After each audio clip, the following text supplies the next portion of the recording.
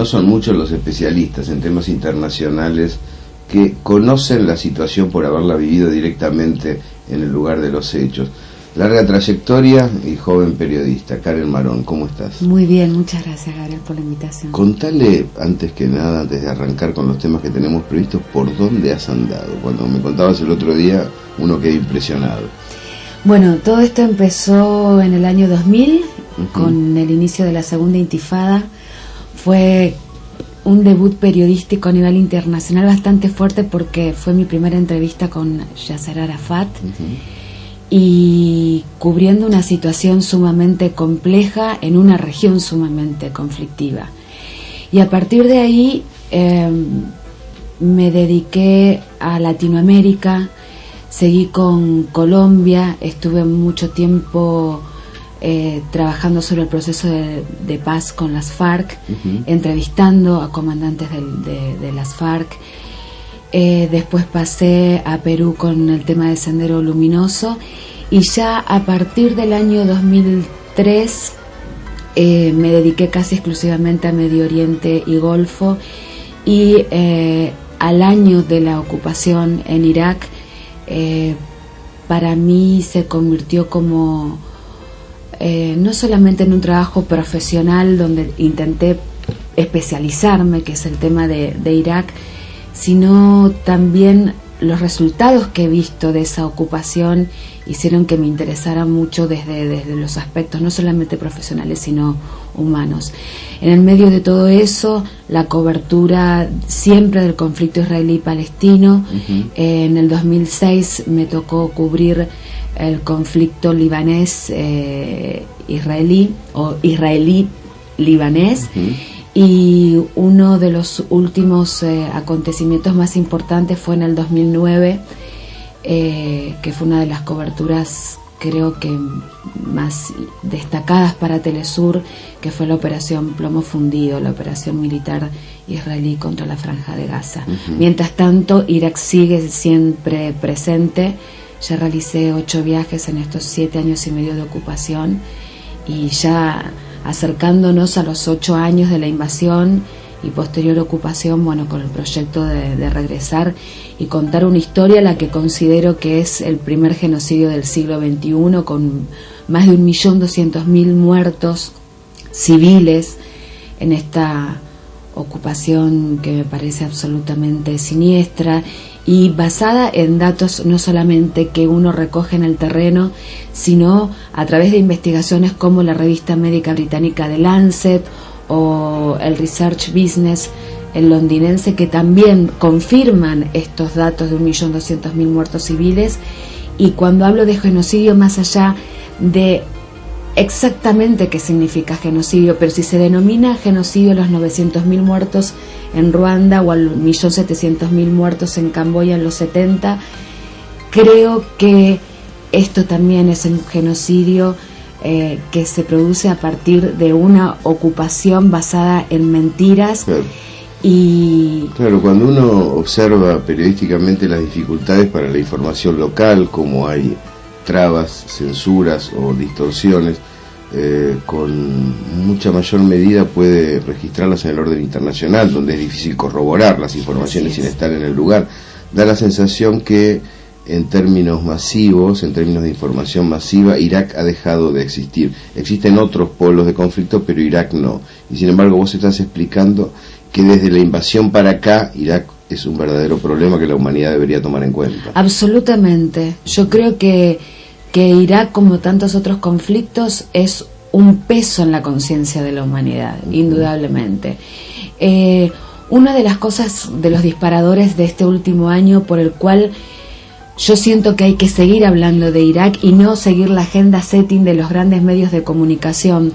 Porque vos fíjate que en algún momento Afganistán, en Kabul, sucedían muchas cosas, pero los grandes medios o las grandes corporaciones de medios decidían todavía seguir teniendo su buró en Bagdad. Y en un momento determinado y por intereses determinados u órdenes determinadas pasan sus burós a Kabul como si Irak hubiera terminado. En realidad, originalmente Saddam Hussein tuvo un buen trato con Estados Unidos, ¿no? Así Después es. pasó al eje del mal de un día para el otro. ¿Cuáles fueron el epicentro de la determinación norteamericana de transformar a Hussein en un ser humano dañino y combatible? Yo recuerdo la pelea por el petróleo, recuerdo también el cambio de reservas, ¿no? Del patrón dólar al patrón euro. Exactamente. Es decir, da la sensación que Saddam Hussein lo potenciaron, pero después él no respondió como esperaban. Así es. Pues fíjate que en los 80 se consideraba a Saddam Hussein un aliado con una guerra con Irán de 8 años que dejó un saldo de más de 1 millón de muertos. Se suponía que era el muro de contención contra el chiismo de los ayatollah. Exactamente. Las armas utilizadas contra los kurdos fueron provistas por Estados Unidos, donde murieron 5.000 kurdos, pero vos fíjate los cambios que hubieron en la política estadounidense. En Tormenta del Desierto, el Bush padre dice, cuando uno de sus generales dice estamos a muy pocos kilómetros de Bagdad, Bush padre dice no, hasta ahí nos quedamos porque Saddam Hussein va a ser el único que va a poder sostener determinadas cuestiones sociales dentro del país o políticas, y en definitiva era un aliado. Claro. Con la llegada de los halcones al poder y Bush hijo, se produce esta catástrofe que en los términos que uno puede ver en el terreno, para mí es una gran catástrofe humanitaria. Porque más allá de los muertos de los que hablábamos, y por eso te decía que uno de los disparadores que hace que quiera seguir hablando sobre Irak, es cuando los medios de comunicación replican que se van las tropas estadounidenses de Irak. Sin embargo, siguen estando 50.000 tropas de combate que ahora se denominan tropas de asistencia, ya lo que se ha cambiado es el nombre. Sigue habiendo 4.500 personas que son parte de las fuerzas especiales estadounidenses, y uno de los mayores ejércitos, y también otras de las aberraciones del lenguaje que utiliza el periodismo, también basado en intereses, es el de los contratistas. ¿A qué se denomina contratistas? Elegantemente, a los mercenarios que han luchado en todas las guerras contra las causas populares, los mismos que han estado en El Salvador, en Honduras, en las guerras en Centroamérica, son los que siguen accionando en Irak, y son de muchas nacionalidades diferentes. Entonces, cuando se repite constantemente que se han retirado las tropas, se está hablando de una falacia absoluta. Un eufemismo para dar otro nombre a los soldados que están allí. Exactamente, y a mí me parece una aberración esta repetición.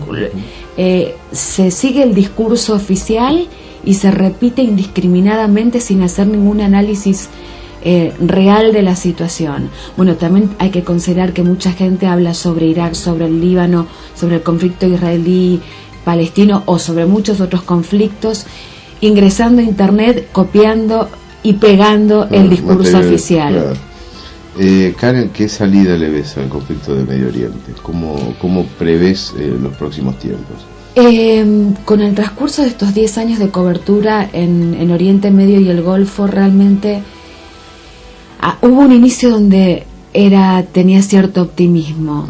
En los últimos tiempos realmente creo que la complejidad va avanzando, sobre todo a partir de este conflicto que empezó en el 48, donde empieza la creación del Estado de Israel por un lado, pero por el otro lado la Nakba o catástrofe para los palestinos, y las manifestaciones actuales en diferentes países, como empezó en Túnez o en Egipto, que tienen características diferentes de todas maneras. Yo creo que van a producir cambios teutónicos dentro de lo que es el denominado y virtual mundo árabe, porque los países del Magreb en el norte de África son muy diferentes a los del Golfo o a los de Oriente Medio, y eso es otra cosa que también los periodistas o los comunicadores o analistas tienen que tener en cuenta. ¿Puede decirse que se debilita el poder norteamericano, la influencia norteamericana en la zona? Yo creo que no lo van a permitir de ninguna manera. Tenemos que tener en cuenta que Egipto ha sido un aliado histórico desde hace 30 años, a partir de la asunción de Mubarak, vicepresidente de Sadat, asesinado. Y por eso se habla ahora que Mubarak no quiere tener el mismo fin que Sadat, y por eso ha nombrado a Suleimán como su vicepresidente. Uno de los hombres más temibles, jefe de los servicios de inteligencia egipcios y un aliado directo de Israel. Uno de los datos que hay que tener en cuenta es que hay personal de los servicios secretos israelíes en este momento actuando en Egipto para llamados por Suleimán para contener a los manifestantes. Sniper, francotiradores israelíes están en este momento apostados cerca de la Plaza de la Liberación. Y por un lado tenemos a Israel como un aliado incondicional de Estados Unidos, y el segundo aliado incondicional de Estados Unidos en la región, el subgendarme regional, es Egipto. Al principio, después de la firma de los acuerdos de Camp David, recibía $2.000 millones al año para la compra de armamentos. Ahora eso se redujo a 1.300 millones al año. Y hay uno de los datos que de los que pocos han hablado, que por un lado está la embajadora de Estados Unidos tratando de conciliar con los grupos sociales y políticos en Egipto, pero han enviado a Frank Weiner, que ha sido un embajador durante los años 80 y parte de los 90 en Egipto. Barack Obama lo ha enviado para hablar con Mubarak, y ha manifestado públicamente que no era el momento que Mubarak dejara el poder. Entonces hay un doble juego donde se sabe de que Estados Unidos no tiene amigos permanentes, sino tiene intereses permanentes. Y también un revulsivo para la identidad histórica de los pueblos árabes. Yo supongo que debe ser muy difícil, aún en aquellos que no tienen específicamente origen árabe, como el caso iraní, donde más o menos hay una sintonía entre gobierno y pueblo. Pero hay muchos pueblos como el egipcio, que ha luchado junto con Gamal Abdel Nasser, que debe sentir una gran humillación en tener gobernantes en sintonía con Israel y con Estados Absolutamente. Unidos. He visto las pancartas en las calles donde se le pide la renuncia, irónicamente en hebreo, a Hosni Mubarak, y dicen abajo: lo pedimos así porque él solo lee el idioma de los Exactamente. Israelíes. Y no solamente, cuando uno va a cubrir estos acontecimientos, ve a través del tiempo, y cada vez más fuerte, esta división que hay entre los gobernantes y el pueblo. Lo que piensan los pueblos árabes es muy diferente a lo que piensan sus gobernantes.